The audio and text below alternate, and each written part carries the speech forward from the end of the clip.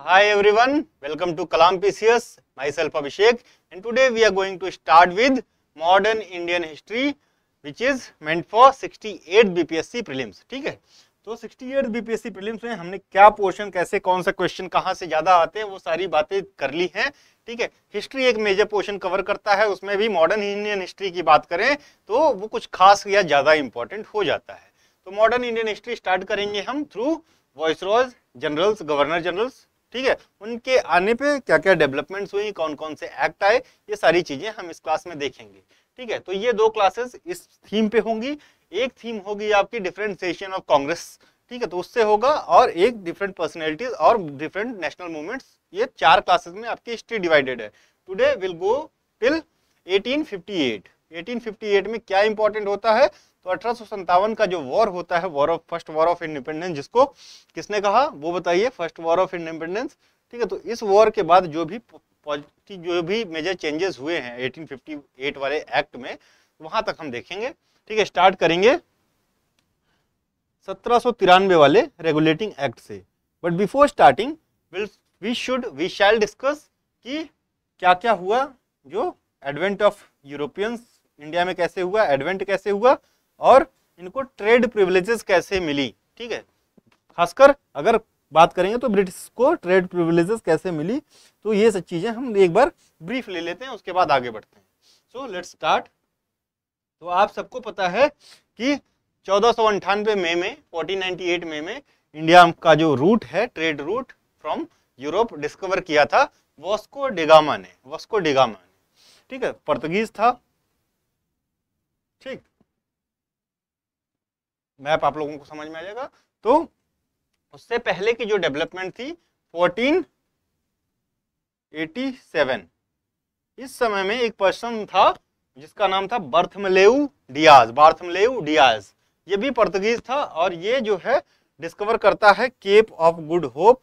ठीक है, कहाँ पे, अफ्रीका में, साउथ अफ्रीका के साउथ में. ठीक है, केप ऑफ गुड होप तक आता है, और इसको लगता है कि हम इंडिया पहुंच गए, लेकिन नहीं पहुंचा होता. उसके 10 साल बाद 1497 में वहां से एक नया सेल जो होता है. ठीक है, और 1498 में जो है कैलीकट पहुंचता है.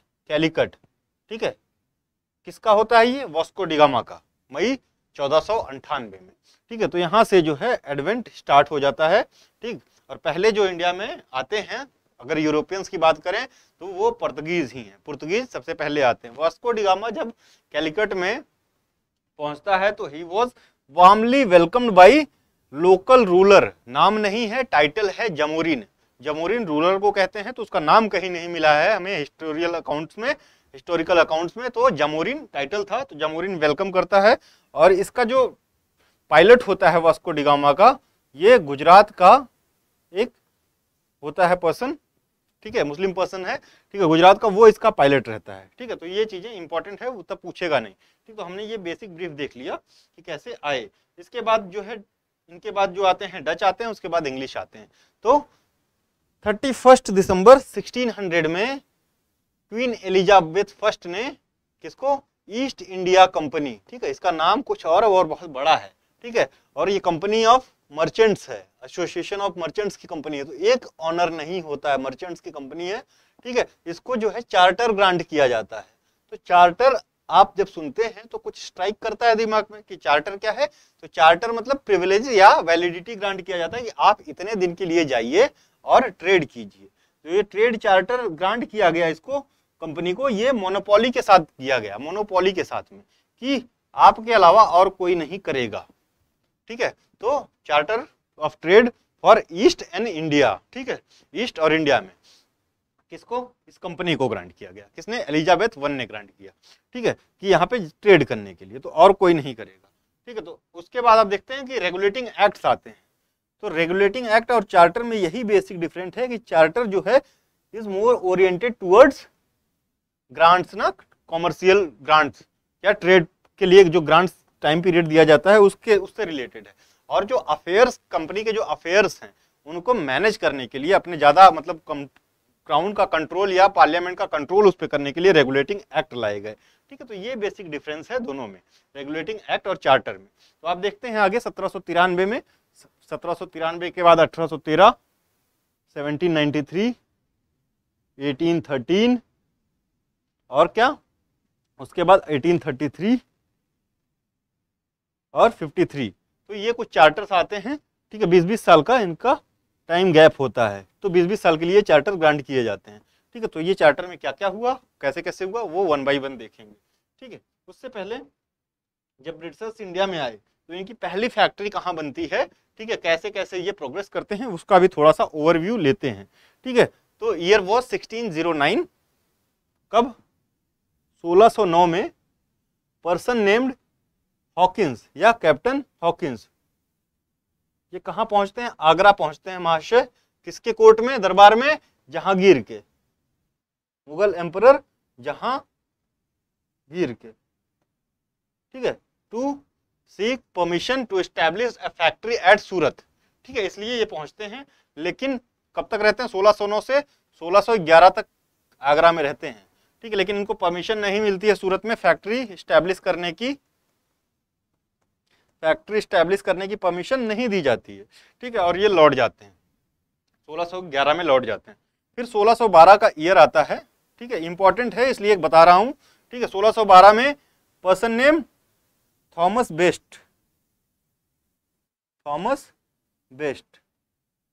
इससे पहले ये जानिए कि जहांगीर का जो है इस समय, क्योंकि उस समय जो सूरत वाला कोस्ट है वहां पे पोर्तुगीज का अधिकार चल रहा था, मतलब ज्यादा ये डोमिनेंट थे, ठीक है, और उनको जो गुजरात का लोकल रूलर है वो भी सपोर्ट कर रहा था, तो जहांगीर थोड़ा सा इनसे खफा था, ठीक है। तो 1612 में ऑफ कोस्ट ऑफ गुजरात ये जो है नेवी फ्लीट कमांडर होता है थॉमस बेस्ट, ये पोर्तुगीज नेवी फोर्सेस को हरा देता है, ठीक है, सूरत में। और जहांगीर खुश होकर 1613 में इनको परमिशन देता है 13 में कि सूरत में फैक्ट्री स्टैब्लिश करने की, फैक्ट्री एट सूरत, ठीक है, स्टैब्लिश करने की। तो पहली फैक्ट्री सूरत में कब बनी, 1613 में, ठीक है। तो ये आप ध्यान रखिएगा, डेट इंपॉर्टेंट है, ठीक है। और ये थॉमस बेस्ट अलग है। इसके बाद किसके अंडर ये फैक्ट्री बनी, तो थॉमस एक्वर्थ के अंदर बनी, थॉमस एक्वर्थ के अंदर ये फैक्ट्री बनी। तो थॉमस रो, थॉमस बेस्ट और थॉमस एक्वर्थ, तो हमने थॉमस बेस्ट और थॉमस एक्वर्थ देखा।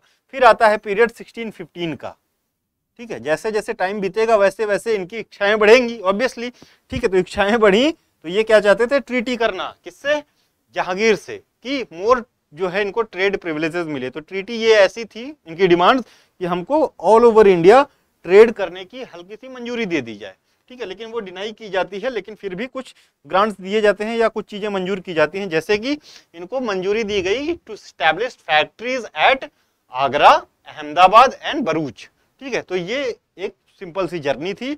और ये जो 1615 में था, जो पर्सन था जो गया था, उसका नाम था थॉमस बेस्ट नहीं, थॉमस रो, ठीक है। तो आप सबको देख सकते हैं, थॉमस रो, थॉमस बेस्ट और थॉमस एक्वर्थ, इसमें कंफ्यूज नहीं हो गया। थॉमस जो रो बेस्ट था ये नेवी चीफ था, ठीक है, जिसने पोर्तुगीज को हराया था 1612 में ऑफ कोस्ट गुजरात, ठीक है, सूरत। तो ये यहाँ से रहा, तो कंपनी स्टैब्लिश हुई 1600 में, वो भी हमने देख लिया है। तो अब हम देखते हैं सीधे अपने एक्ट की तरफ बढ़ते हैं, ठीक है। तो आप सबको पता है बैटल ऑफ बक्सर, ठीक है। उसके बाद क्या होता है, रॉबर्ट क्लाइव जो होता है इसको बनाया जाता है governor of Bengal, and Robert Clive was first governor of Bengal, ठीक है। इसको गवर्नर ऑफ फोर्ट विलियम भी कहा जाता था, ठीक है, गवर्नर ऑफ फोर्ट विलियम, ठीक है। और कब, तो ये पहला गवर्नर ऑफ बंगाल पूछा गया, अगर गवर्नर जनरल नहीं, गवर्नर ऑफ बंगाल पूछा गया तो रॉबर्ट क्लाइव, ठीक है। पहला गवर्नर जनरल ऑफ बंगाल तो वॉरेन हास्टिंग, ठीक। तो गवर्नर जनरल ऑफ बंगाल कौन से एक्ट के तहत बना, तो 1773 वाला जो रेगुलेटिंग एक्ट है, इसके तहत जो गवर्नर ऑफ बंगाल था, इसको गवर्नर जनरल ऑफ बंगाल की पदवी या उपाधि दी गई, ठीक है। First governor general of Bengal was Warren Hasting. तो हमने देख लिया वॉरेन हास्टिंग को, इसको किसको रिप्लेस करके बनता है, तो आप देखेंगे कि वॉरेन हास्टिंग का जो टाइम पीरियड है ये 1772 से ही है। तो और एक्ट जो है गवर्नर ऑफ बंगाल को डेजिग्नेट करता है गवर्नर जनरल ऑफ बंगाल 1773 में। तो जब ये 1772 में आया होगा तो ये गवर्नर ऑफ बंगाल ही आया होगा। तो यहाँ पे followed Robert Clive as governor of Bengal, और लेटर 1773 में ये पहला पर्सन था, कौन, वॉरेन हास्टिंग, जो गवर्नर जनरल ऑफ बंगाल बनता है। थोड़ा सा फास्ट फॉरवर्ड रहेगा क्योंकि बहुत लंबा है, तो प्लीज आप लोग कैरी ऑन कीजिएगा। और इसने क्या किया, अबॉलिश किया dual government system which was introduced by Robert Clive. Robert Clive after battle of Buxar ने उसने डुअल गवर्नमेंट सिस्टम इंट्रोड्यूस किया था। इसके तहत ये होता था कि जो नवाब है वो कलेक्शन में हेल्प करेगा, तो दोनों लोग काम करेंगे, नवाब के फोर्सेस भी और कंपनी भी, तो मिलके जो है रेवेन्यू कलेक्ट करेंगे। ये वाला सिस्टम खत्म किया इसने, ठीक है, और परमिट किया कि कंपनी के सर्वेंट्स जो हैं या ऑफिसर्स एम्प्लॉइज जो हैं वो खुद जो है कलेक्ट करेंगे रेवेन्यूज। नाउ क्या क्या अचीवमेंट्स थे इसके जो है गवर्नरशिप पीरियड में, गवर्नर जनरलशिप पीरियड में वारेन हास्टिंग के, उसको वन बाय वन करेंगे but not in very much detail, ठीक है। तो रेगुलेटिंग एक्ट ऑफ 1773 सबसे पहले, तो यही सबसे बड़ा अचीवमेंट, ठीक है, सबसे बड़ा achievement. First Anglo Maratha war होता है कब, 1775 से 1782 के बीच में, ठीक है। और इसके बाद treaty of Salbai peace treaty sign की जाती है 1782 में, ठीक है। English translation of Bhagavad Gita होता है 1785 में, 1785 में, and this was the first English translation of Bhagavad Gita. कौन करता है, चार्ल्स विल्किंसन, ठीक है। पिट्स इंडिया एक्ट 1784 का पास किया जाता है, ठीक है, 1784 का। इससे पहले भी एक एक्ट आता है, उसको हम आगे देखेंगे। रोहिला वॉर होता है 1774 में, ठीक है। और इसका जो एक्ट होता है पर्सनल कैपेसिटी में किसका, हेस्टिंग का, इसकी वजह से, इस रोहिला वॉर में इसकी वजह से Hasting became the first governor general, ठीक है, Hasting became the first governor general to be impeached, ठीक है, फॉर हिज डूइंग्स, ठीक है, इन रोहिला वॉर, ठीक है। सेकंड मैसूर वॉर होता है 1780 से 84 के बीच में, ठीक है। किसका सेकंड मैसूर वॉर में कौन रहता है ये बताइए, टीपू सुल्तान रहता है कि हैदर अली रहता है? टीपू सुल्तान जो है मारा जाता है फोर्थ एंग्लो मैसूर वॉर में, बेसिकली थर्ड के बाद जो है ट्रीटी ऑफ सेरिंगपट्टनम साइन होती है, ठीक है। Supreme court of judicature at Fort William बनता है 1774 में, ठीक है, 1774 में एस्टेब्लिश किया जाता है सुप्रीम कोर्ट, ठीक है। तो ये कुछ डेवलपमेंट्स हैं, अभी और फॉलोअप होंगी। दूसरा इंपॉर्टेंट चीज है, इसी के टाइम पीरियड में बनती है एशियाटिक सोसाइटी ऑफ बंगाल, और कौन बनाता है, तो बनाते हैं sir William Jones. Sir William Jones, he was very much interested in Indological subjects। Indological subject मतलब इंडिया के जो हिस्टोरिकल सब्जेक्ट हैं उनको स्टडी करने में सर विलियम जोन्स, और यही क्या फॉर्मेशन करते हैं, एशियाटिक सोसाइटी ऑफ बंगाल, कब, 1784 में। Now stopped pension to Shah Alam II। आपको सबको पता है कि मुगल कोर्ट के जो शाह आलम II थे इनको पेंशन जाती थी, but after battle of Buxar जो इनका रोल था उस वजह से इनको जो है ट्रीटी ऑफ इलाहाबाद साइन होती है तो पेंशन मिलती है, लेकिन 84 आते आते इनकी पेंशन स्टॉप कर दी जाती है। और जो मुर्शिदाबाद में जो ट्रेजरी थी जो, उसको मूव किया जाता है कहाँ पे, कलकत्ता में। तो अब तक जो मेजर सेंटर था वो मुर्शिदाबाद था, नाउ इट बिकेम कलकत्ता, ठीक है। बंगाल गैजेट, क्या है बंगाल गैजेट, तो Bengal Gazette was first Indian newspaper, nothing else, first Indian newspaper, not Hindi, not daily, ठीक है, सिर्फ इंडियन न्यूज़पेपर था, वीकली आता था, और जेम्स अगस्टस हिकी इसके जो है प्रोड्यूसर थे, ठीक है, जेम्स अगस्टस हिकी। 1780 में Bengal Gazette, James Augustus Hicky. Hicky himself was a servant of company, ठीक है, लेकिन उसको किसी करप्शन चार्ज पे निकाल दिया जाता है, तो ये अपने इस न्यूज़पेपर में गवर्नमेंट या कंपनी की खूब बुराई करता है, ठीक है। तो इस पे भी सैंक्शन लगता है, इस प्रेस पे भी, आगे जब आप सैंक्शन देखेंगे। रिंग फेंस पॉलिसी इसी के समय में आती है, वारेन हेस्टिंग के समय में। रिंग फेंस पॉलिसी क्या थी, मान लीजिए 3-4 ये ब्रिटिश का कोई टेरिटरी है, ठीक है, कलकत्ता का, ये मानिए अवध है, ठीक है, अवध है, और ये मान लीजिए कि यहाँ पे खतरा है कि फ्रेंच का अटैक हो सकता है, तो ये क्या चाहते थे कि ये इनकी जो अपने नेबर्स हैं इनकी टेरिटरी को सिक्योर अगर करेंगे, ठीक है, तो ये एक बफर की तरह काम करेगा, बफर की तरह काम करेगा, मतलब पहले यहाँ आने से पहले इनको ट्रीट करना पड़ेगा, ठीक है। तो ये एक फ्रेंडली ट्रीटी थी, not like subsidiary alliance treaty. Subsidiary alliance treaty में ये होता था, वेलेस्ली का है सब्सिडियरी अलायंस ट्रीटी, उसमें ये होता था कि इनकी जो फोर्सेस होती थी, जो स्टेट्स या प्रोविंसेस की फोर्सेस होती थी, इनको टोटली डिसबैंड कर देते थे कि आप इतने जो है मॉडर्नाइज नहीं हो, so will keep our own forces, ठीक है, लेकिन किसके एक्सपेंस पे, उस स्टेट के एक्सपेंस पे। तो आपका जो है क्या क्या, जैसे जैसे आपकी एक्सटर्नल अफेयर्स हम देखेंगे, वॉर्स हम देखेंगे, सारी चीजें हम देखेंगे। आप बस अपना इंटरनल मैटर्स देखोगे, बाकी जितने भी एक्सटर्नल मैटर्स है, सब्सिडियरी अलायंस की बात कर रहे हैं, जितने भी एक्सटर्नल मैटर्स हैं वो हम देखेंगे। आप कोई फॉरेन रिलेशन नहीं बिल्ड कर सकते हो। इवन अगर आप किसी इंडियन स्टेट से कोई रिलेशन बिल्ड कर रहे हो या रख रहे हो, तो उससे पहले आपको जो यहाँ पे आपके यहाँ एक ब्रिटिश सब्सिडियरी अलायंस में रेसिडेंस प्लेस किया जाता था, उस रेसिडेंस को इन्फॉर्म करना होगा, ठीक है। लेकिन इसमें ऐसा कुछ नहीं था, ठीक है। ये एक फ्रेंडली ट्रीटी थी, ठीक है। तो रिंग फेंस ट्रीटी, और बेसिकली ये जो फ्रांस था इसके डर की वजह से बनाया गया था, ठीक है, फ्रांस के डर की वजह से। और सब्सिडियरी अलायंस भी लगभग उसी लाइंस पे थी, प्रोटेक्ट द कंपनीज बॉर्डर, ठीक है।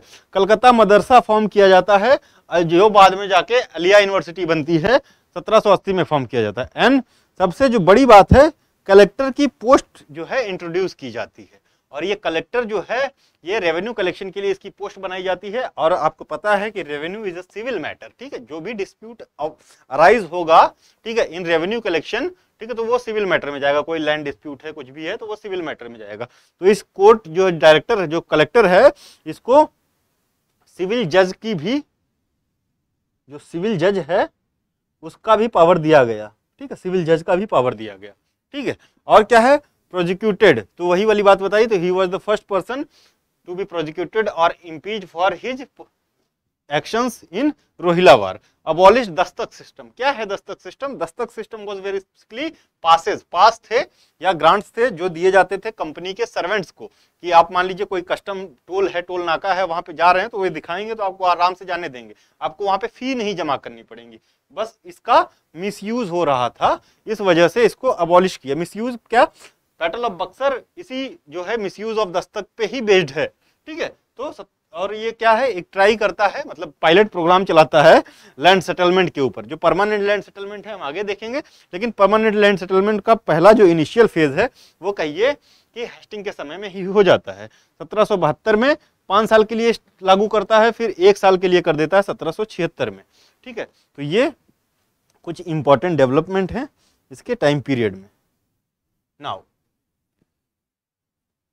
क्या क्रिएट होता है? मैंने बोला पोस्ट ऑफ कलेक्टर क्रिएट की जाती है। पोस्ट ऑफ कलेक्टर क्रिएट की गई तो उसी का एक जो है एडमिनिस्ट्रेटिव बॉडी जो है क्या क्रिएट की गई? बोर्ड ऑफ रेवेन्यू क्रिएट की गई।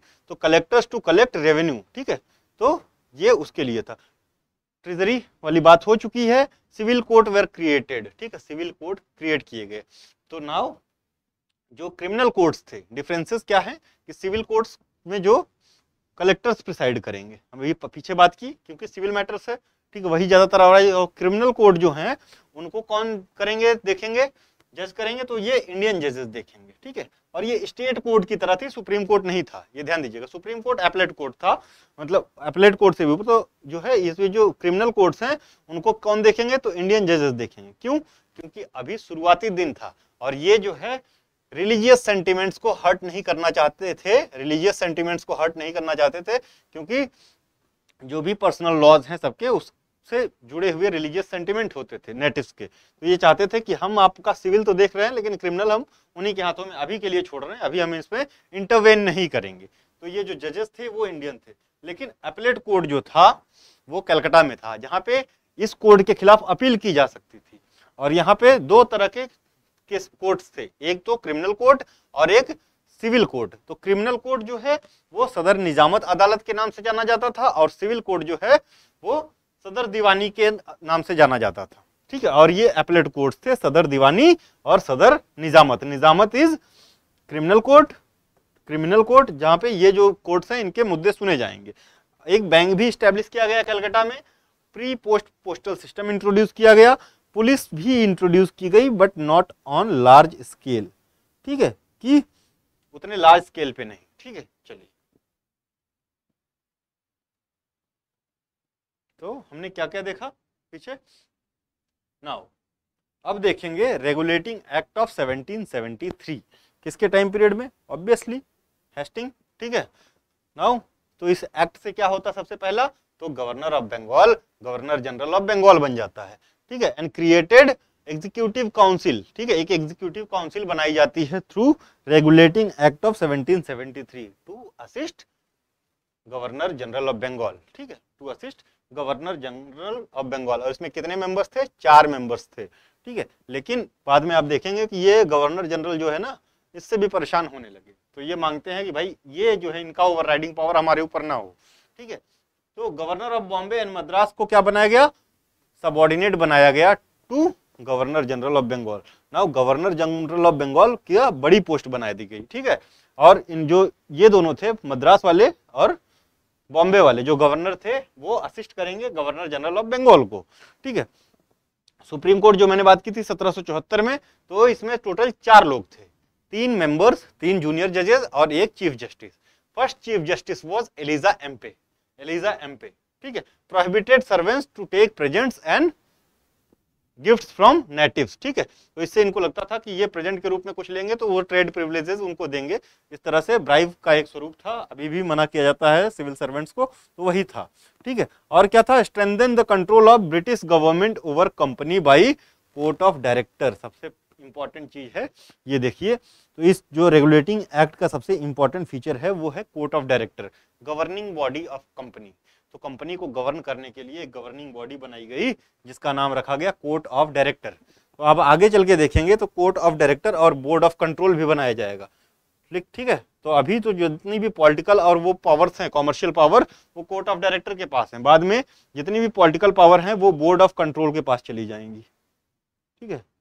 तो आपसे पूछा जाएगा कि कौन सा एक्ट है, which act, through which act the office of court of director was introduce, तो रेगुलेटिंग एक्ट ऑफ 1773, ठीक है। It was first step by British government to control and regulate the affairs of Indian position of company territory, ठीक है। Company administration मतलब ये foundation stone था of central administration in India, this was first step towards central administration in India, ठीक है। तो ये रहा कुछ इंपॉर्टेंट रेगुलेटिंग एक्ट का, ठीक है।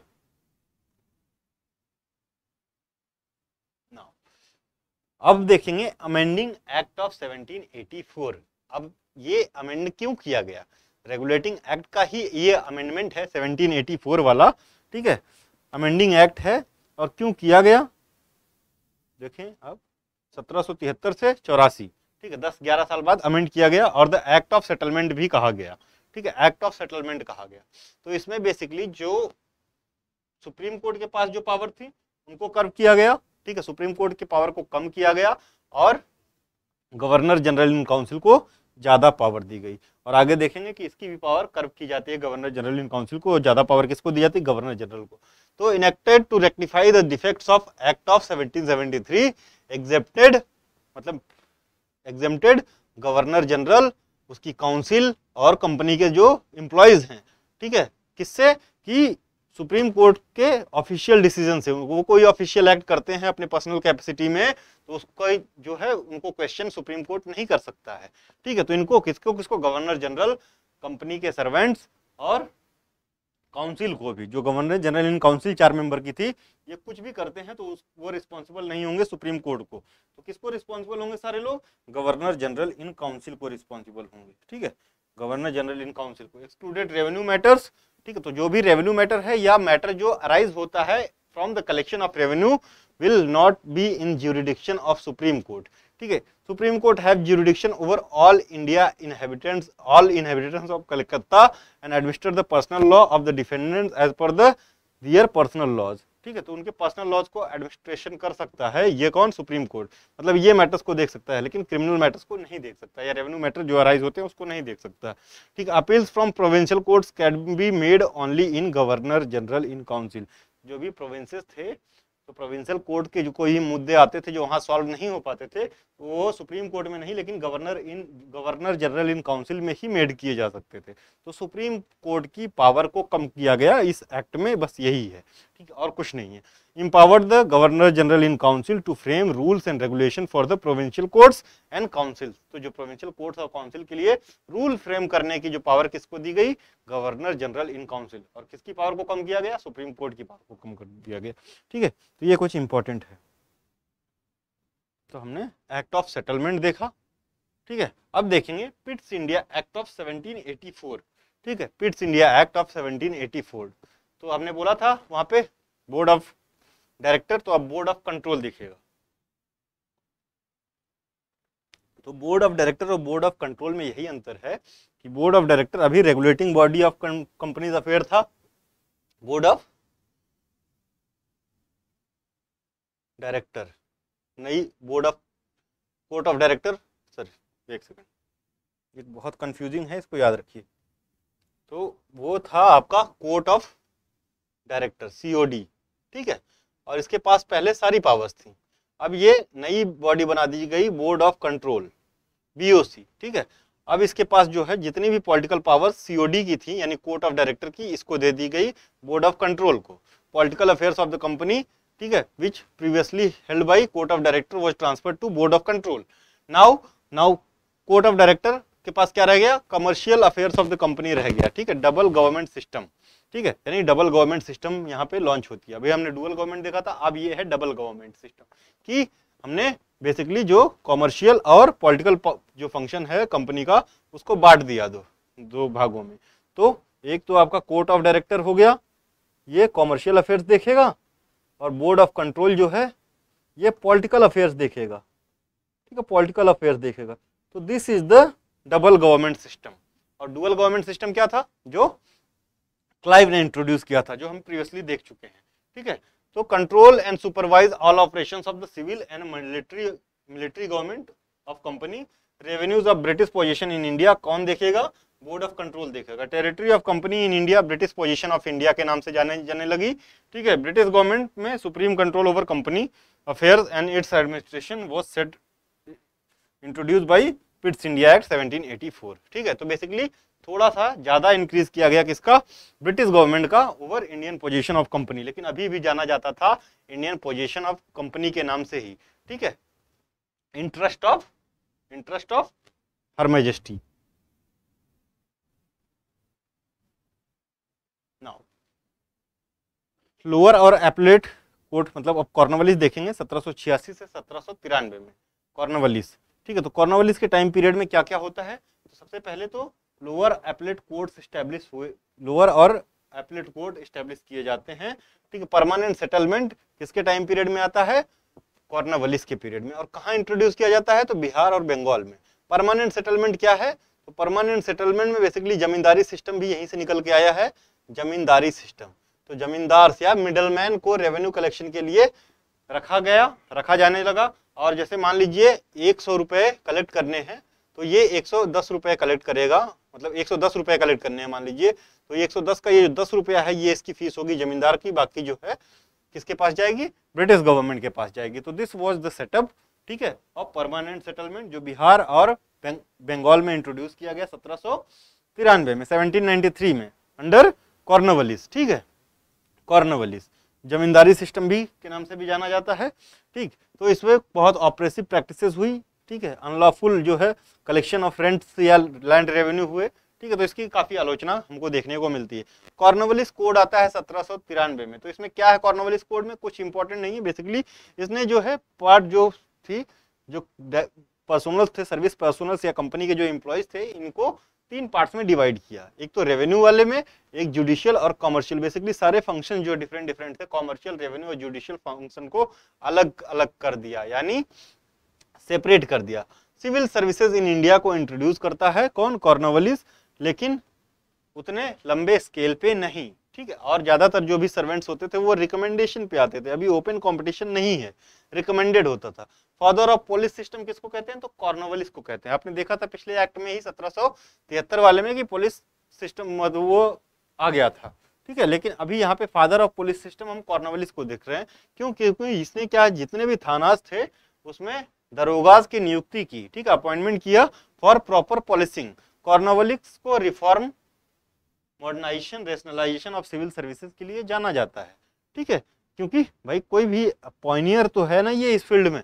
कॉर्नवालिस ने क्या क्या 2 सर्विसेज लॉन्च की कॉर्नवालिस के समय में, एक कोवेनेटेड सिविल सर्विसेज आई, एक नॉन कोवेनेटेड आई। कोवेनेटेड सिविल सर्विसेज में ओनली यूरोपियंस होते थे, ठीक है, ध्यान दीजिएगा। Covenanted civil services were meant for only Europeans, ठीक है। और नॉन कोवेनेटेड, अनकोवेनेटेड ये फॉर अदर्स था, ठीक है। कोवेनेटेड में ग्रुप ए बी सर्विसेज होती थी, अनकोवेनेटेड में ग्रुप सी एंड डी वाली सर्विसेज रखी गई, ठीक है। तो ये कहीं से जो है ये सबऑर्डिनेट सर्विसेज थी, ये जानिए, ठीक है। सबऑर्डिनेट, ये सुपीरियर सर्विसेज थी, कोऑर्डिनेटेड सर्विसेज, और इसमें सिर्फ यूरोपियंस को रखा गया। तो अभी इंडियंस को शामिल नहीं किया गया है, ठीक है, उस तरह से। और ये भी रिकमेंडेशन बेस्ड सर्विसेज थी, ठीक है, सेपरेटेड जुडिशरी एंड एडमिनिस्ट्रेशन, ठीक है। और इसी समय कॉर्नवालिस के टाइम में, कब, 1791 में संस्कृत विद्यालय फॉर्म किया जाता है by Jonathan Duncan, then governor of Bengal, कहां पे, वाराणसी में, ठीक है। 1791 में द फर्स्ट संस्कृत विद्यालय ऑफ इंडिया, ठीक है, कहां पे बनता है, बनारस में, by Jonathan Duncan, then governor of Bombay. Third Anglo Mysore war होता है during the period of Cornwallis, ठीक है। ट्रीटी ऑफ सेरिंगपट्टनम साइन होती है, पीस स्टैब्लिश होता है, लेकिन 1792 में, लेकिन फोर्थ एंग्लो मैसूर वॉर में टीपू सुल्तान की डेथ हो जाती है, ठीक है। तो ये कॉर्नवालिस के समय में कुछ इंपॉर्टेंट हैपनिंग्स थी जो कि हुई, उनको हमने देखा, ठीक है। तो आपको बस इस एक लाइन से ज्यादा पूछता नहीं, उससे ज्यादा देखना भी नहीं, ठीक है। तो आगे चलते हैं। Cornwallis governor general of Bengal 1786 में बनता है ना। तो एक्ट ऑफ 1786 देखेंगे क्या क्या था। तो कॉर्नवालिस की दो डिमांड थी कि मुझे पहला तो जो कमांडर इन चीफ बनाया जाए जितनी भी फोर्सेस हैं उनका, ठीक है। तो क्या बनूंगा मैं, कमांडर इन चीफ बनूंगा। दूसरा, जिसने कहा कि मुझे पावर दी जाए to override the decision of my council, जो 4 मेंबर की काउंसिल थी उसका डिसीजन जो है मेरे ऊपर थोपा ना जाए, मैं उसके डिसीजन को ओवरराइड कर सकूं। And Cornwallis was very fameful person ना, फेम, इसका फेम बहुत ज्यादा था यूरोप में, ठीक है। तो इनको मानना पड़ा, किसको, ब्रिटिशर्स को। तो इसको बनाया ही गया गवर्नर जनरल और इनकी बातों को माना गया। आगे वाले एक्ट में देखेंगे आप कि ये चीजें फिर जो सारे फ्यूचर गवर्नर जनरल्स आते हैं और इवन गवर्नर ऑफ प्रोविंसेस सबके लिए कर दिया गया कि ये अपने काउंसिल्स के डिसीजन को ओवरराइड कर सकते हैं, ठीक है। आगे देखते हैं। Now John Shore policy of non intervention. हम एक इंडिविजुअल गवर्नर जनरल को सारे को क्यों देख रहे हैं, क्योंकि कुछ ना कुछ सबके टाइम पीरियड में हुआ है और क्वेश्चन आते हैं, 100% आते हैं, तो हम सबको देखेंगे। तो जॉन शोर के समय में बहुत कुछ नहीं हुआ। पॉलिसी ऑफ नॉन इंटरवेंशन एक इंपॉर्टेंट हैपनिंग है इसके समय की।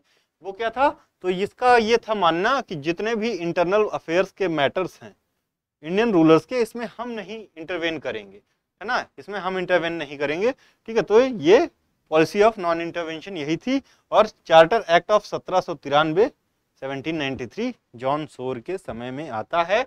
आगे हम देखते हैं what were the provisions in charter act of 1793, ठीक है। अब हमको चार्टर एक्ट हर 20 साल में यहाँ से दिखेंगे। 1793 से 1813, 1833 और 1853, ठीक है। तो ये 3 चार्टर हम देखेंगे, ठीक। तो देखते हुए चलते हैं। और 1793 तो एक खुद चार्टर देखेंगे। चलिए देखते हैं, स्टार्ट करते हैं। तो ये चार्ट बेसिकली प्रिविलेजेस ग्रांट की जा रही है कंपनी को कि आप इतने दिन और कर लो। तो चार्टर एक्ट ऑफ 1793, तो 20 साल के लिए कंपनी का चार्टर बढ़ा दिया गया टिल 1813 के लिए, ठीक है। टेरिटोरियल पोजीशन ऑफ कंपनी मतलब बढ़ा दी गई, उसका रूल भी बढ़ा दिया गया। कितने दिन के लिए, 20 साल के लिए, ठीक है। Companies trade monopoly was extended further for 20 years till charter act of 1813, और इसमें भी 20 साल बढ़ाया जाता है, तो अभी तक तो बढ़ता जाएगा। The overriding power of governor general's council extended to all future governor general and even the governors of provinces. तो वही बात मैंने कही थी, जो अपनी काउंसिल के जो डिसीजंस को ओवरराइड करने की पावर जो दी गई थी पीछे कॉर्नवालिस को, वो आगे बढ़ा दी गई थ्रू चार्टर एक्ट ऑफ 1793 सारे फ्यूचर गवर्नर जनरल्स को और गवर्नर्स को।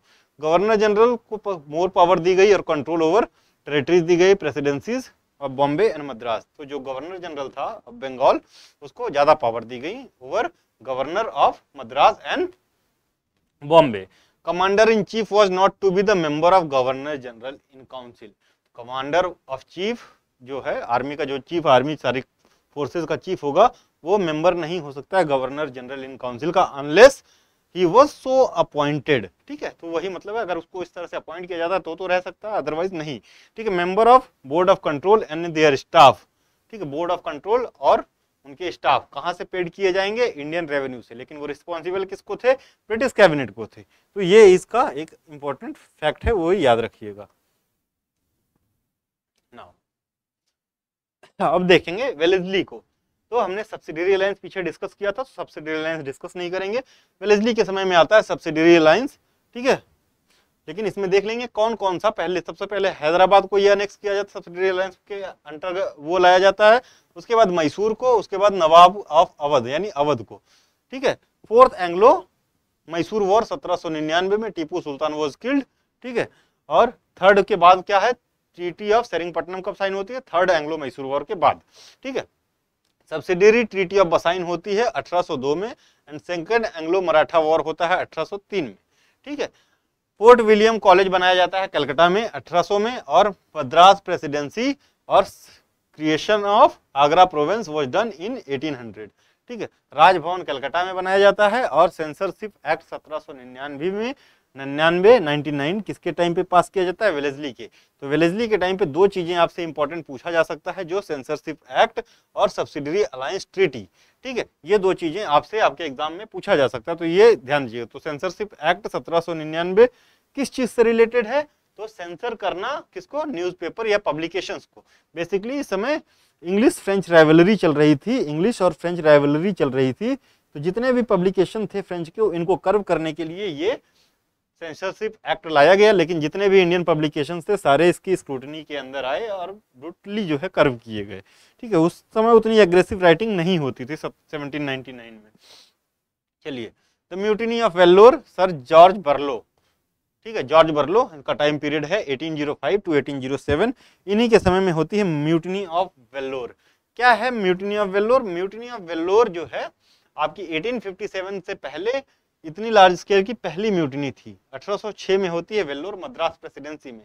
रीजन लगभग सिमिलर लाइंस पे था, इमीडिएट कॉज था कि एक ड्रेस कोड इंट्रोड्यूस किया गया जिसमें एक हैट थी, हैट पहनना था सबको, ठीक है, मूछे वो सेव करनी थी, दाढ़ी सेव करनी थी, तो वो एक रिलीजियस सेंटिमेंट्स को हर्ट किया, जिसकी वजह से वेल्लोर फोर्ट को कवर किया गया, कैप्चर किया गया, और more than 200 British troops, British personnels were killed, और ये लोग भी काफी लोग मारे गए थे, 200 प्लस ही ये लोग, इनकी भी डेथ हुई थी वेल्लोर म्यूटिनी में, ठीक है। ऐसा कहा जाता है कि sons of Tipu Sultan, sons of Tipu ने हेल्प किया था किसको, इंडियन सिपॉयज को, ठीक है।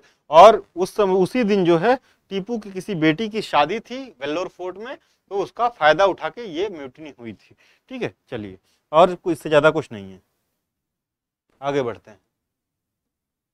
ट्रीटी ऑफ अमृतसर किसके समय में, मिंटो के समय में। मिंटो 1 है ये, याद रखिएगा, 1807 से 1813, तो मिंटो कब तक, 13 तक रहते हैं, ठीक है।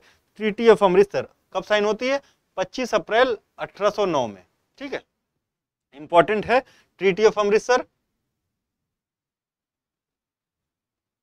ठीक है। तो ये आपका वेस्टर्न प्रोविंस है, ठीक है, नॉर्थ वेस्ट प्रोविंस है, उस समय प्रोविंस नहीं बना है, ये ध्यान दीजिएगा, नॉर्थ वेस्ट है। तो इस समय ये आपका सिंध सतलज रीजन है, ठीक, सिंध सतलज रीजन है। और रंजीत सिंह को ब्रिटिशर्स से ज्यादा किससे प्रॉब्लम्स थी, कि ये जो यहाँ के जो सरदार थे, अफगान सरदार, उनसे, इनसे ज्यादा इनकी दिक्कतें चलती थी, ठीक है। तो ये चाहते थे सिंध सतलज रीजन को कैप्चर करना या कवर करना। तो ये जो चार्ल्स टी मेटकाल्फ थे, इन्होंने काफी प्रेज किया रंजीत सिंह को कि उन्होंने कभी इनके खिलाफ तलवार नहीं उठाई, ठीक है। तो एक ट्रीटी साइन की गई कि ये जो सिंध सतलज है, सतलज वाला बॉर्डर है, इससे इधर आप नहीं आएंगे, तो आपका जितना भी, तो उसके बाद देखने को मिलता है कि रंजीत सिंह का जितना भी एक्सपेंशन हुआ वो इस एरिया में हुआ है, ठीक है, इस एरिया में हुआ है। तो किसके किसके बीच में साइन की गई, यही पूछेगा। तो चार्ल्स टी मेटकाल्फ, कौन सा, ब्रिटिश रिप्रेजेंटेटिव, और रंजीत सिंह, ठीक है। Ranjit Singh was belong to Sukerchakia मिसल, सुखर चकिया मिसल। बेसिकली जैसे कुनबे होते हैं या छोटे छोटे कुल होते हैं या क्लाइंस होती हैं, चीफ्स होते हैं उसके, ट्राइबल चीफ्स, तो उसी तरह से ये मिसल होती थी। 54-55 मिसल थी पंजाब में उस समय, जो कि सरदार, इनके जो चीफ को सरदार कहा जाता था। तो Ranjit Singh was Sardar of Sukerchakia मिसल, ठीक है। और बेसिकली ओवर द पीरियड ये पूरा जो सिख समुदाय है वहां का, उसको ये हेड करने लगे थे, ठीक है। वाई, तो क्यों ये ट्रीटी साइन हुई, तो French threat to north west, तो ये किसको डर था, ये इंग्लिश को डर था, ठीक है। क्यों फ्रेंच थ्रेट था, तो नेपोलियन ने एक ट्रीटी साइन की थी रशिया के साथ 1807 में, ट्रीटी ऑफ तिलसित, ठीक है। और रंजीत सिंह सिंध सतलज रीजन के ऊपर कंट्रोल चाहते थे, तो ये रीजन था ट्रीटी ऑफ अमृतसर का। बाद में आप देखेंगे ट्रीटी ऑफ लाहौर में Gulab Singh the king of, Gulab Singh king of Kashmir, इनको ये पूरा जो है पहाड़ी रीजन जो है ट्रांसफर कर दिया जाता था। जो आपका सिख, जो ये रंजीत सिंह है, दिलीप सिंह आपको देखने को मिलेगा, तो दिलीप सिंह के समय में वो था।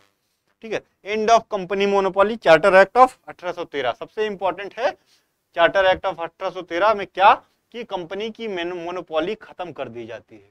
ठीक है, कि अब मोनोपोली नहीं रहेगी। क्यों मोनोपोली खत्म करने का मतलब है कि other companies of Britain can also do trade in Indian territory. ठीक है, तो मोनोपोली खत्म की जाती है, लेकिन दो चीजों में नहीं की जाती है। आपकी बुक्स में सिर्फ जो है चाइना के साथ, बेसिकली चाइना के साथ दो चीजों में नहीं की जाती है, एक तो चाय होती है टी में, और एक होता है ओपियम। आपकी बुक्स में ओपियम कहीं नहीं मिलेगा, तो दो चीजों को छोड़ के, ठीक है, सारी ट्रेड मोनोपोलीज कंपनी की खत्म की जाती है। Asserted the sovereignty of British crown over the companies territory in India. ठीक है, अलाउड क्रिश्चियन मिशनरीज, तो सबसे इंपॉर्टेंट है क्रिश्चियन मिशनरीज को कौन से एक्ट के थ्रू अलाउ किया गया, तो चार्टर एक्ट ऑफ 1813। ठीक है, to propagate Christianity in Indian on Indian soil. ठीक है, और इनका जो मेजर सेंटर था वो क्या था, नॉर्थ ईस्ट था, और जो आपका ट्राइबल बेल्ट ऑफ झारखंड था, ये वाला झारखंड छत्तीसगढ़, सबसे ज्यादा ये एक्टिव यहीं पे हुए। ठीक है, now formal introduction of western system of education, तो आपको सबको पता है कि 1 लाख रुपए का ग्रांट अप्रूव किया गया था कि to promote scientific primary education, तो ये इसी समय में हुआ थ्रू चार्टर एक्ट ऑफ 1813। 1835 में आप देखते हैं कि मैकुले मिनट आता है और इंग्लिश एजुकेशन को प्रॉपरली इंट्रोड्यूस करने की वो बात करता है। ठीक है, local government can impose taxes and could also punish for non payment. ठीक है, तो लोकल गवर्नमेंट को इतनी शक्ति या पावर दी गई कि वो टैक्स कलेक्ट कर सकें, तो थोड़ा सा डिसेंट्रलाइजेशन हमको देखने को मिलता है act of 1830, charter act of 1830 में, और ये पनिश भी कर सकते थे। ये क्वेश्चन नहीं पूछेगा। ठीक है, ये दो इंपॉर्टेंट है। ठीक है, और ये वाला ट्री मोनोपोली वाला, जो मोनोपोली वाला है, तो 3 क्वेश्चन आपके इससे बन सकते हैं आपके एग्जाम में, कि charter act of 1813 ended the company's monopoly except trade with China in tea, तो सारी मोनोपोलीज खत्म कर दिया गया और क्रिश्चियन मिशनरीज अलाउड की गई, और 1 लाख रुपए का ग्रांट यानी वेस्टर्न सिस्टम ऑफ एजुकेशन को फॉर्मल एंट्री इंडिया में मिल गई थी या इंट्रोड्यूस कर दिया गया था। चलिए आगे देखते हैं। नाउ और क्या है, तो हम देखेंगे अब हेस्टिंग के बारे में। इस समय 1813 से 1823 तक इनका टाइम पीरियड था। ठीक है, तो ended the policy of non intervention, तो आपने देखा था जॉन सोर के समय में जो नॉन इंटरवेंशन वाली पॉलिसी उसने अपनाई थी कि लोकल्स के जो रूलर्स हैं उनके इंटरनल मैटर्स में नहीं बोलेंगे, तो ये आपको हेस्टिंग जो है खत्म करते हुए देख मिलते हैं। ठीक है, थर्ड एंग्लो मराठा वॉर किसके समय में होता है, तो हेस्टिंग के समय में होता है। अबोलिशन ऑफ पेशवाशिप कब होता है, तो after third Anglo Maratha war. Important question है, तो पेशवाशिप कैसे कब खत्म होती है, तो थर्ड एंग्लो मराठा वॉर के बाद 1816 से 1818 के बीच में होता है, by capturing territory of Peshwa Bajirao two. और इसको कहां भेज दिया जाता है बाजीराव टू को, बिठूर में नियर कानपुर। ठीक है, बिठूर में नियर कानपुर, तो नाना साहब आपको आगे देखने को मिलते हैं, इन्हीं के अडेप्टेड सन होते हैं। ठीक है, एंग्लो नेपालीज वॉर 1814 to 16, तो आप सबको पता है कि नेपाल में, उत्तराखंड की हिस्ट्री ज्यादा डिटेल में नहीं पढ़ेंगे, तो नेपाल में गुरखा शासन होता है नेपाल से हिमाचल तक। ठीक, और काफी क्रूएल शासन होता है गुरखाज का। Gurkhas were also not very good for Nepali people, basically Kumaon और गढ़वाल रीजन के लिए यहाँ बहुत त्रासदी मचा के रखते थे। तो यहाँ पे जो है धीरे धीरे ये घुसने लगे, कहाँ पे, जो ब्रिटिश टेरिटरीज थी यहाँ पे, वहाँ पे, क्योंकि नेपाल तो जो है कमिश्नर के थ्रू रूल किया जाने लगा 1813-16 के बाद में, उससे पहले ये ब्रिटिश टेरिटरी नहीं हुआ करती थी। तो ये धीरे धीरे आपको यहाँ पे ये जो रीजन था यहाँ पे इंटर करने लगे, तो ब्रिटिशर्स से इनका पंगा हुआ। तो गोरखपुर के पास एक वॉर होता है, उसमें नेपालीज या गुरखा बैडली हारते हैं। उसके बाद eastern Champaran district of Bihar, east Champaran district of Bihar में 1916 में, कई जगह 15 भी मिलेगा, कई जगह 16 मिलेगा, 1816 में ट्रीटी ऑफ सुगौली साइन की जाती है। Sugauli is the place in eastern Champaran district of Bihar, तो बीपीएससी के लिए इंपॉर्टेंट हो जाता है।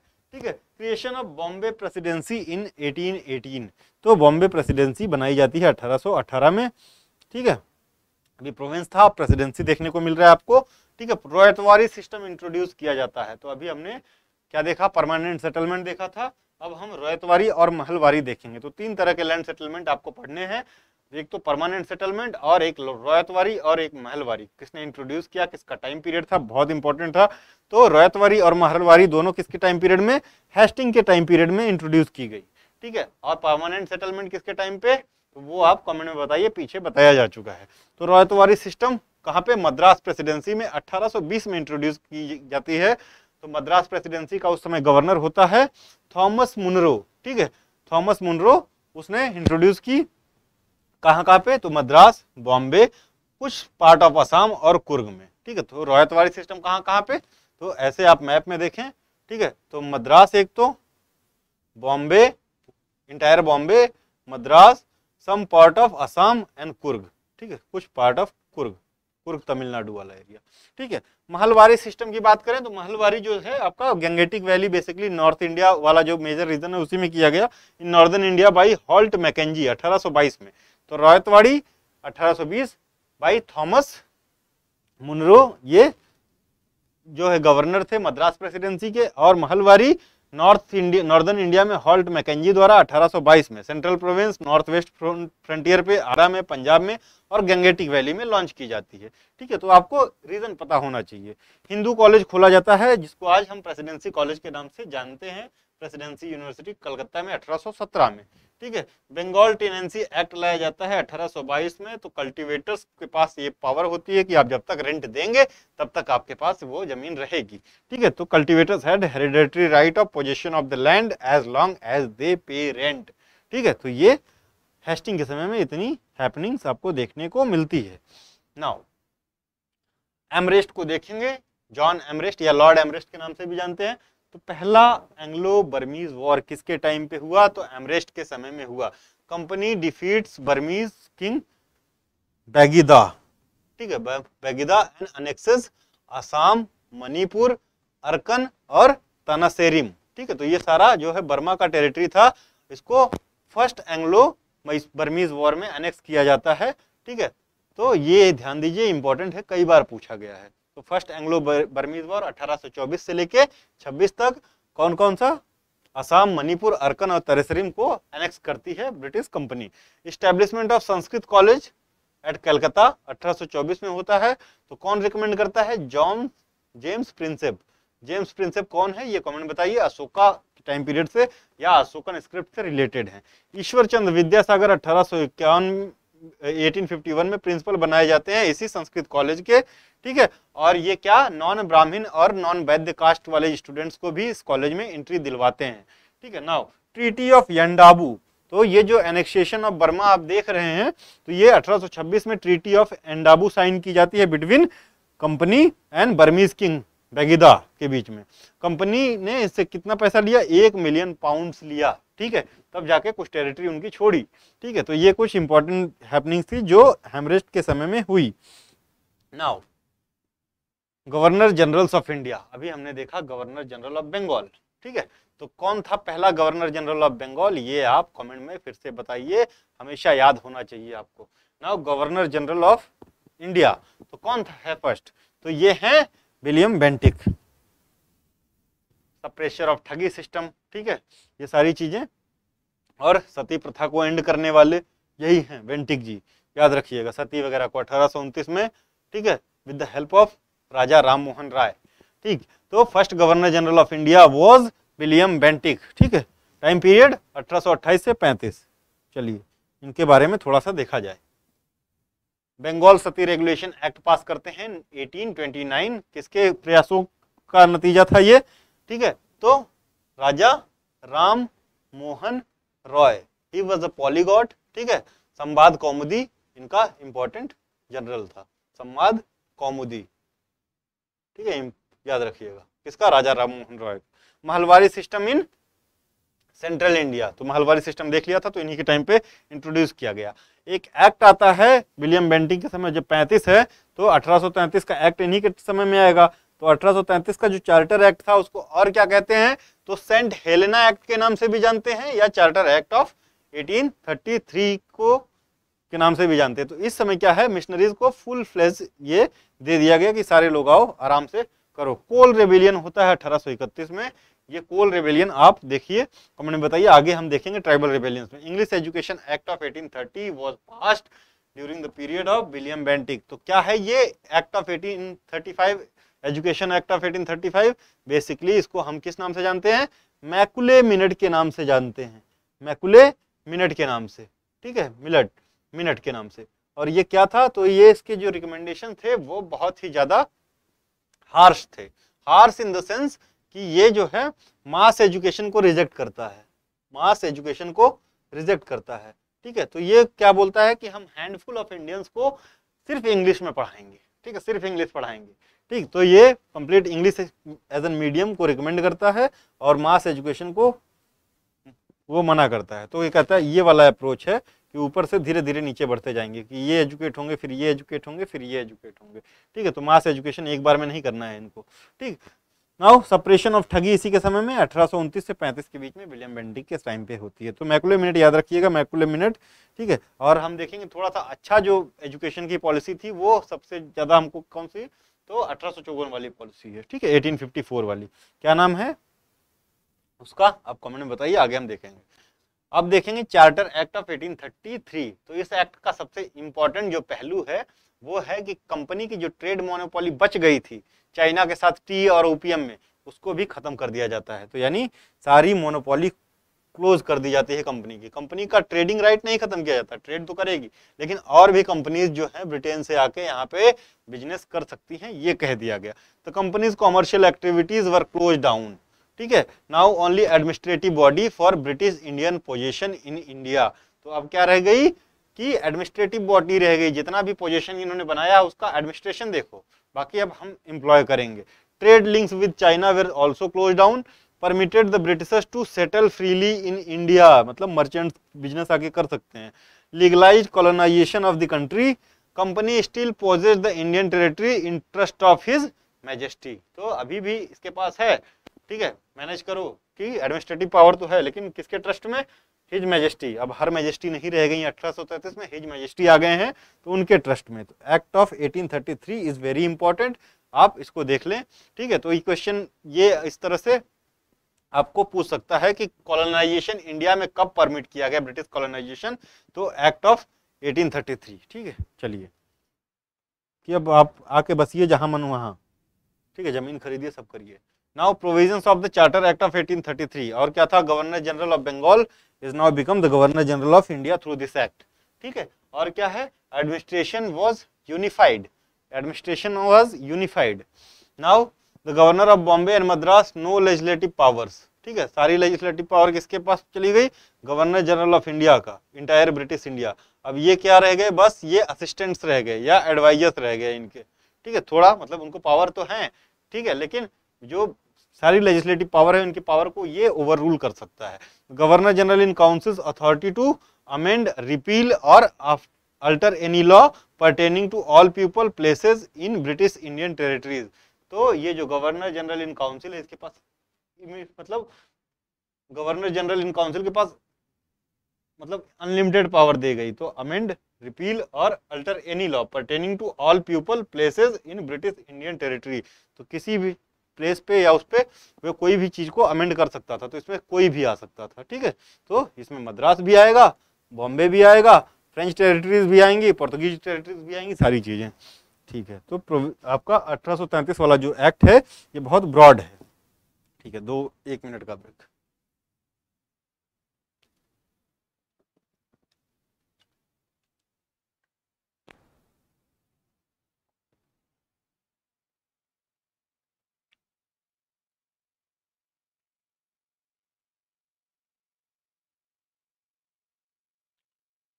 एटीन 1833 एक्ट के थ्रू और क्या किया गया? तो जितना भी सिविल और मिलिट्री फंक्शन था जो कंपनी का, वो किसको दे दिया गया? गवर्नर जनरल इन काउंसिल को दिया गया।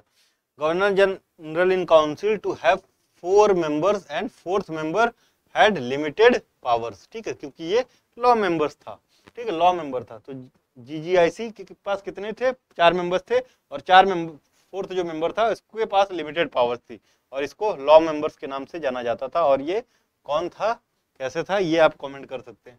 Governor general government was called government of India and the council was called Indian council. तो पहली बार government of India, governor general in council को कब कहा गया? Government of India. तो कहा गया एक्ट ऑफ 1833। तो ये बहुत ही इंपॉर्टेंट है। तो गवर्नर जनरल इन काउंसिल को गवर्नमेंट ऑफ इंडिया कौन से एक्ट के तहत कहा जाने लगा? तो एक्ट ऑफ 1833। ठीक है, याद रखिएगा।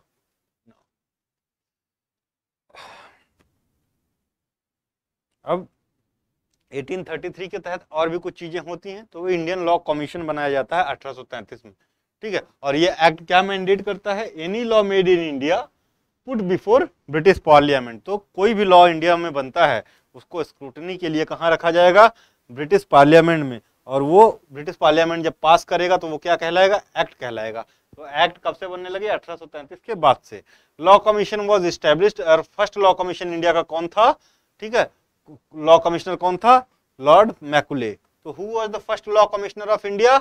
मैकुले। कब? 1833। Split in Bengal presidency. The act provided for the presidency of Bengal into presidencies of Agra and Fort William. तो ये चाहते थे कि दो प्रेसिडेंसीज बनाए जाए बंगाल प्रेसिडेंसीज को, एक आगरा की, एक फोर्ट विलियम्स की, लेकिन ये कभी हुआ नहीं। ठीक है, Indians in government services. So this was the first time that act gave the permission for the Indians to have a share in the country's administration, stressed merit based employment to government services and not birth, color and religion। तो पहली बार जो है merit based या examination की बात की जाती है ना यहाँ से। तो सिविल सर्विसेज में एग्जामिनेशन कहाँ पे इंट्रोड्यूस किया जाता है या बात की जाती है? तो एक्ट ऑफ 1833 में। तो ये इंपॉर्टेंट पॉइंट है, याद रखिएगा। नाउ नोन अब सर चार्ल्स मेटकाल्फ। क्यों इंपॉर्टेंट है मेटकाल्फ? तो मेटकाल्फ को लिबरेटर ऑफ इंडियन प्रेस कहा जाता है, इसलिए इंपॉर्टेंट है और बस इतना ही पूछता है। तो जो सेंसरशिप एक्ट आया था उसको इन्होंने क्या किया? हटा दिया था। ठीक है, establishment of Calcutta public library 1836 में। अभी इसको नेशनल लाइब्रेरी ऑफ इंडिया के नाम से जाना जाता है। ये मेटकाल्फ के टाइम पे हुआ। ठीक है, मेटकाल्फ के समय में इतना ही। इनका ये याद रखिएगा कि लिबरेटर ऑफ इंडियन प्रेस, ठीक है, किसको कहा जाता है? चार्ल्स मेटकाल्फ को कहा जाता है। ठीक है, नाउ ऑकलैंड के बारे में 1836 से 42 का टाइम पीरियड इनका है। ट्राइपार्टाइट ट्रीटी इन 1833। तो किसके किसके बीच होती है ये ट्राइपार्टाइट ट्रीटी 1833 की? तो यहीं पे आपको देखने को मिलेगा कि ब्रिटिश, एक तरफ कौन कौन है? ब्रिटिशर्स हैं, शाह शुजा है, शाह शुजा दुरानी, ये अफगान चीफ रह चुका था लेकिन इसको हटा दिया गया था दोस्त मोहम्मद खान के द्वारा। ठीक है, दोस्त मोहम्मद खान ने इसको हरा दिया था।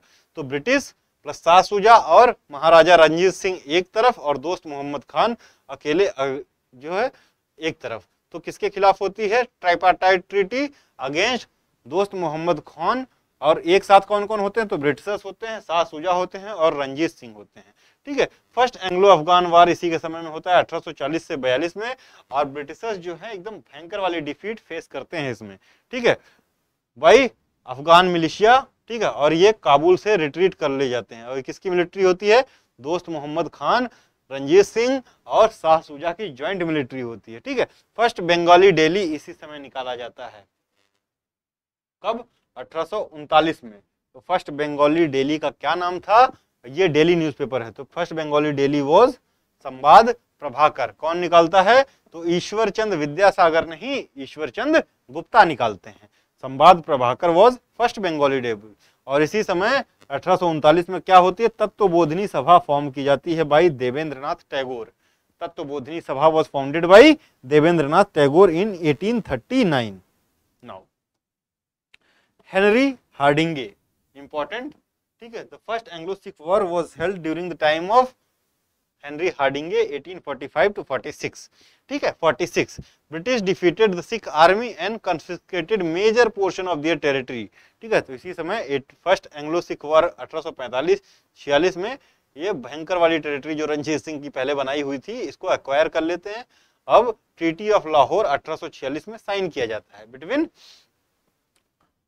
British confiscated Kashmir from the Sikh. ठीक है, सिख ले लेते हैं और sold it to Raja of Jammu for 75 lakh रुपया। ठीक है, 75 लाख में राजा ऑफ जम्मू को सोल्ड कर देते। तो उस समय राजा ऑफ जम्मू कौन रहता है? गुलाब सिंह। इसकी भी इंपॉर्टेंट कहानी है, वो अभी हम डिस्कस नहीं करेंगे।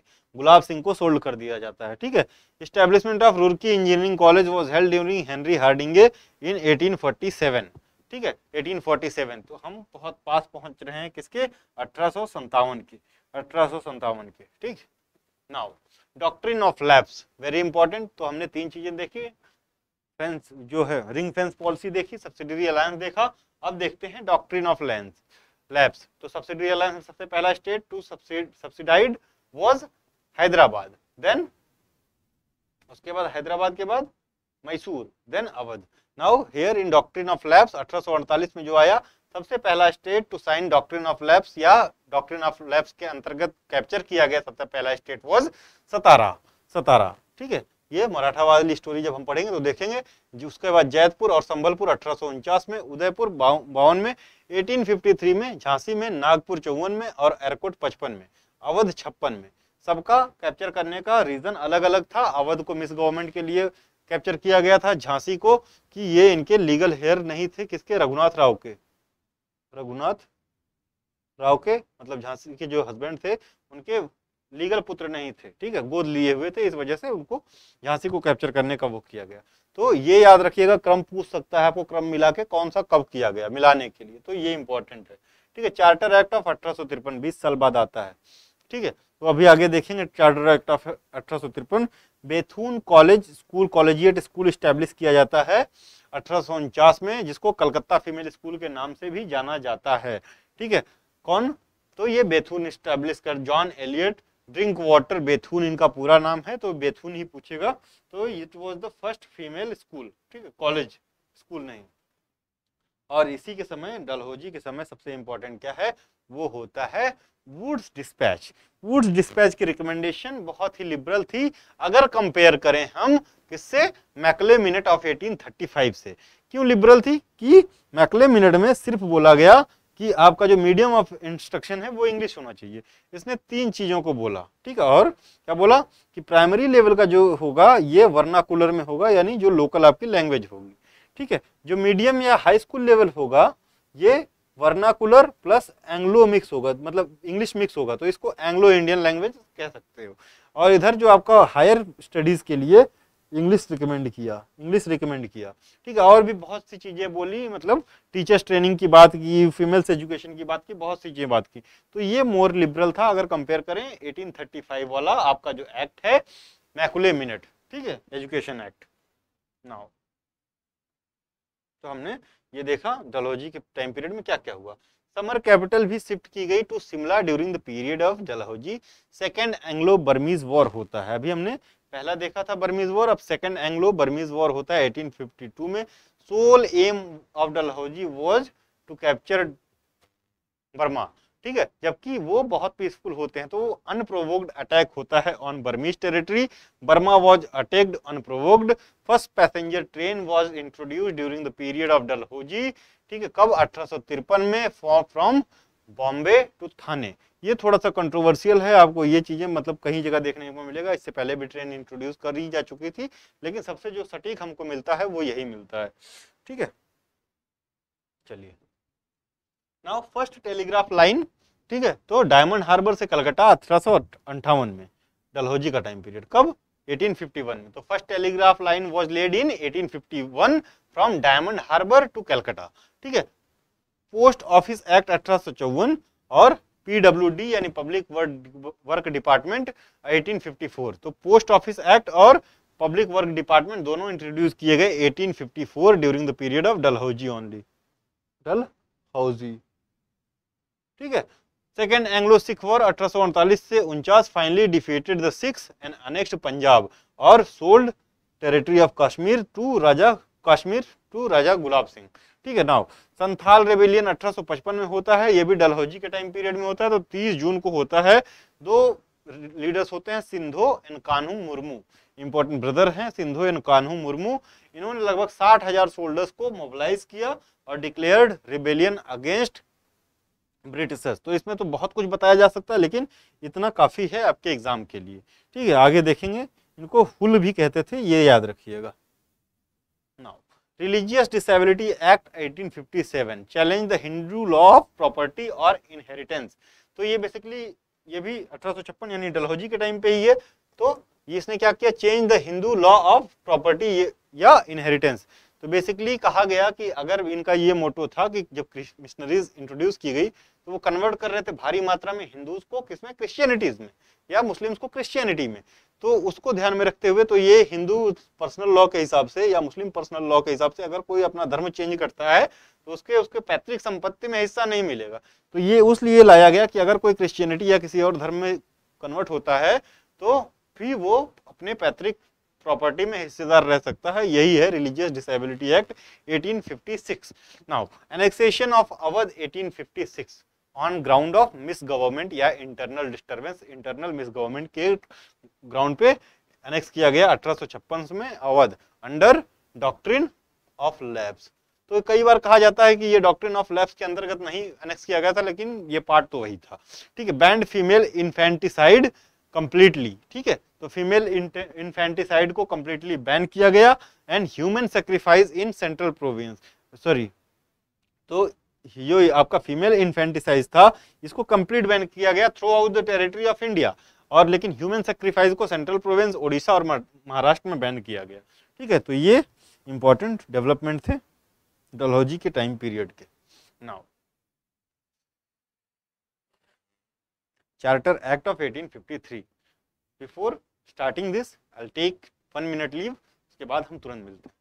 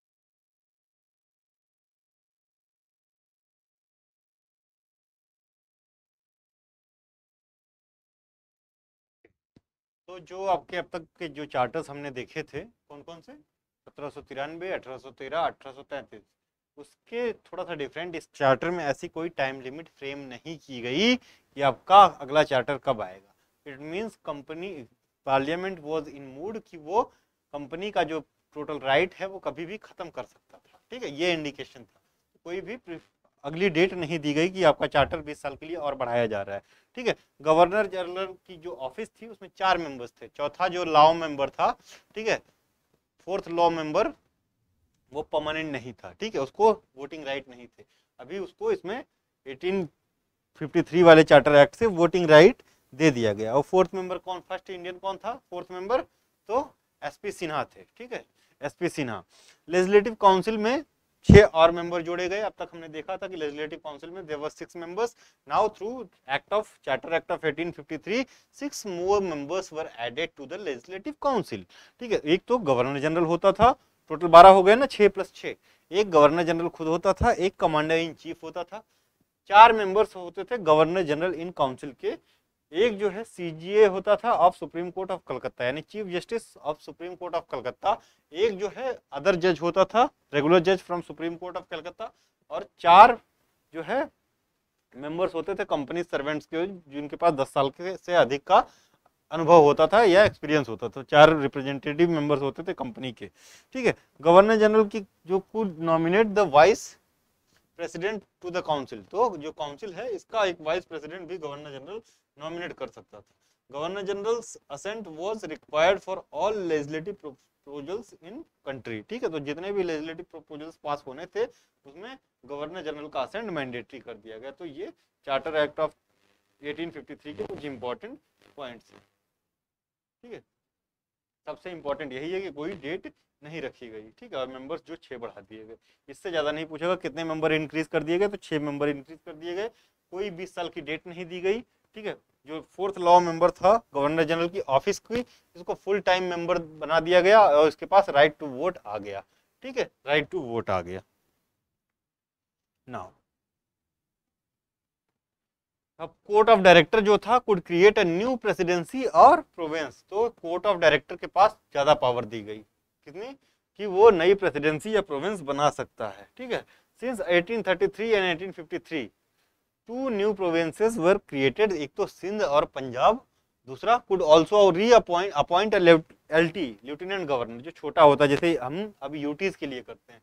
तो ये जो आपका सीओडी है ये अपॉइंट कर सकता था lieutenant governor for these provinces, ठीक है। 1859 में क्या हुआ, 1859 में lieutenant governor was appointed for the Punjab, ठीक है, कि गवर्नर को हेल्प करने के लिए, ठीक है। Provisions separate governor for Bengal presidency, ठीक है। तो अभी गवर्नर जनरल ऑफ इंडिया हो गया, तो लेकिन उसके अलावा भी एक सेपरेट गवर्नर का प्रोविजन किया गया बंगाल प्रेसिडेंसी का, जो कि जिसका फंक्शंस अलग होगा गवर्नर जनरल ऑफ इंडिया से। Board of director was reduced from 24 to 18, ठीक है। तो बोर्ड ऑफ डायरेक्टर का स्ट्रेंथ कम कर दी गई, ठीक है। कितना कर दी गई, 24 to 18, of which 6 nominated by crown, ठीक है। तो 6 क्राउन द्वारा नॉमिनेटेड होंगे, ठीक है। तो कहीं ना कहीं ब्रिटिश वो जो है इन्फ्लुएंस, पार्लियामेंट का इन्फ्लुएंस बढ़ता दिख रहा है, ठीक है। नाउ इंडियन सिविल सर्विसेज, तो पहला जो मैकुले कमेटी बनाई गई फर्स्ट सिविल सर्विसेज के लिए, वो इंडियन सिविल सर्विसेज के लिए फर्स्ट कमेटी कौन सी, मैकुले कमेटी फॉर्म की गई 1854 में, याद रखिए। तो 1854 was the period of Dalhousie itself. This act removed the right of CODs to appoint members of civil services, ठीक है, कि मतलब अब जो अपॉइंटमेंट होगा वो कॉम्पिटेटिव एग्जामिनेशन पे होगा।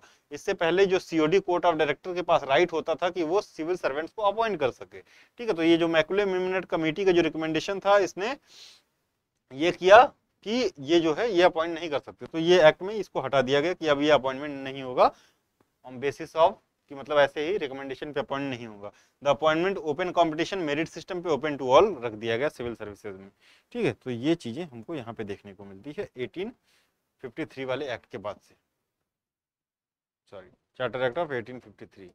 Now features of the charter act of 1853 क्या क्या थे। First time legislative and executive function of governor general in council separated, तो गवर्नर जनरल इन काउंसिल का जो भी लेजिस्लेटिव और आपका वो फंक्शन था, एग्जीक्यूटिव फंक्शन, उसको सेपरेट किया गया पहली बार। Foundation of the modern parliamentary form of government, जैसे राज्यसभा लोकसभा है उस तरह से।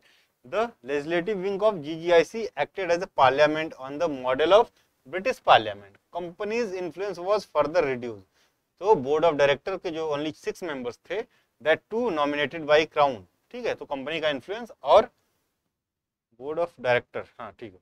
Birth of ICS Indian civil services ended the appointment by recommendation, तो इंडियन सिविल सर्विसेज का जो ओरिजिनल बर्थ है, जो मेरिट बेस्ड होता है, इसका बर्थ यहाँ पे होता है, और अपॉइंटमेंट जो रिकमेंडेशंस थे होते थे, जो सीओडी रिकमेंड कर देते थे, वो एंड कर दिया गया। For the first time local representation was introduce, ठीक है, तो लोकल रिप्रेजेंटेशन लेजिस्लेटिव काउंसिल में इंट्रोड्यूस किया गया और 4 नए मेंबर्स जोड़े गए, ठीक है।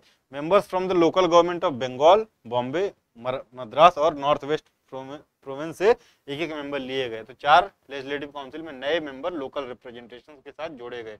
किसमें? तो 1853 का चार्टर एक्ट में दिया गया। For the first time local representation was introduced during charter act of 1853, ठीक है, ये ध्यान दीजिएगा।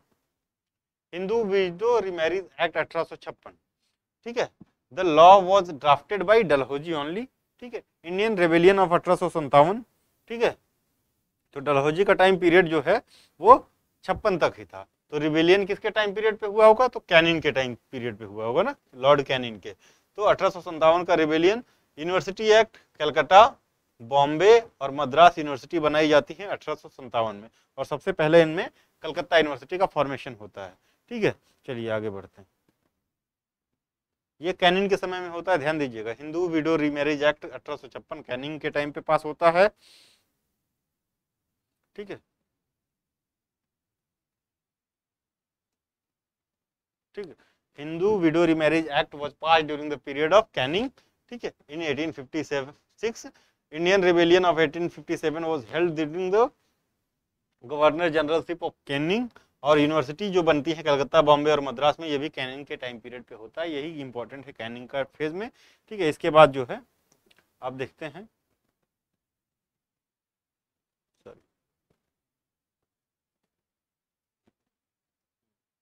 कैनिंग जो है यही बनता है, क्योंकि Canning first viceroy of India बनता है। 1858 की वॉर होता है 57 का, उसके बाद जो है एक्ट आता है, act of 1858, government of India act of 1858, जिससे कंपनी का टोटल वो खत्म कर दिया जाता है, और जो है ब्रिटिश जो है क्राउन डायरेक्ट रिस्पॉन्सिबिलिटी अपने हाथ में ले लेता है, ठीक है। तो ये हम अगली क्लास में देखेंगे। आज के लिए ही इतना ही। Thank you, thanks for watching.